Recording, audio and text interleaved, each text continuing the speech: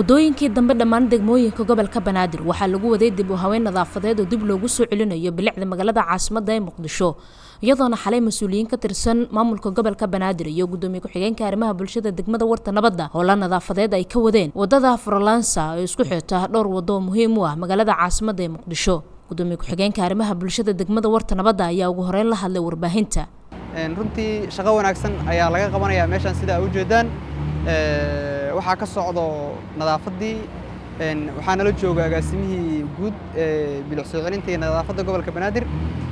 waxa laga shaqeynayo waxay tahay in ciidda laga saaro laamiga sida aysan gaadiidka wadadan maraayo oo isticmaalo aysan ugu dhibtoonin sida ay gudoomiyaha gobolka halku-dhigiisa oo ahay beled nadiifa iyo bulsho nabada xasan axmed barre ahna madaxa howlgelinta waaxda gaadiidka dawladda hoose xamar dhankiisa waxa uu sheegay in mar walba ay u taagan yihiin ka shaqeynta bilicda magaalada caasimadda ee Muqdisho habeenadan waxaan soo wadnay shaqo aad iyo aad u culus caawana waxaan taagannahay wadada Furlansa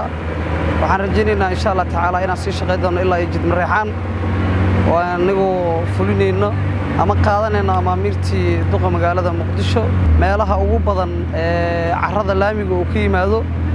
xaqiiqatan way wada fahansan yihiin maamulada degmooyinka insha Allah tacaala maamulka gobolka Banaadirna har iyo habeen wuxuu garab taagan yahay inuu ayaga garab u siiyo intaasna waxaan kula dardaarmaa degmooyinka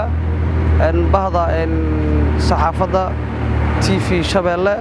xaqiiqatan idinkan aad iyo aad idinku mahadcelinaa mar waliba waxaad u taagantihiin wacyigelinta ummadda Soomaaliyeed agaasimaha guud ee bilic soo celinta magaalada caasimadda ee Muqdisho Sharmaaka Cabdi Tuuryare waxa uu faray dhammaan gudoomiyaasha in gudoomiye walba degmadiisa ay soo gasho laami looga baahan yahay inuu ka dhigo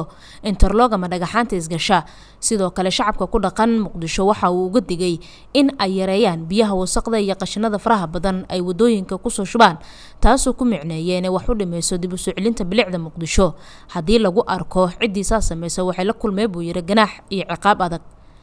dhammaan gudoomiyaasha degmooyinka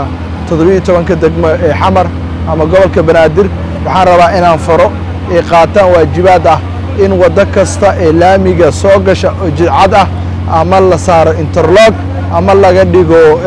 shub si carrada aysan laamiga ugu soo goyn digniin uga dira halkan cid alla cid lagu qabto ama lagu helo ayada oo laamiga ku soo xiriirisay biyaheedii ama gurigeedii biyo ka soo baxa ee laamiga ama cid lagu arko waxaan rajaynayaa in maalmo dhow ganaax u soo bixi doono ganaaxaasna uu noqon doono mid aad u adag ee bulshadu ay dareemaan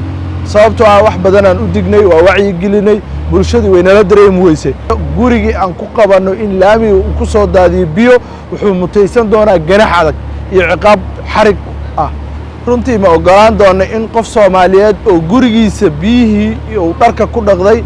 ama gurigiisa ku soo nadaafadiyo inuu laamiga noogu soo daayo mar haddii aad naga ilaasho weyso biyahaaga annaga ka ilaashanayna laamigeena waxaa shaqeyn doona oo habeen iyo maalin taagnaan doona ciidanka ilaalinta deegaanka xamar ama munishibiyo cidii lagu qabtana inay ku xadgudubto wadada waxa laga qaati doona talaabo sharciga waafaqsan waa maasantiin Faaduma Cabduqaadir TV-ga Shabeelle Muqdisho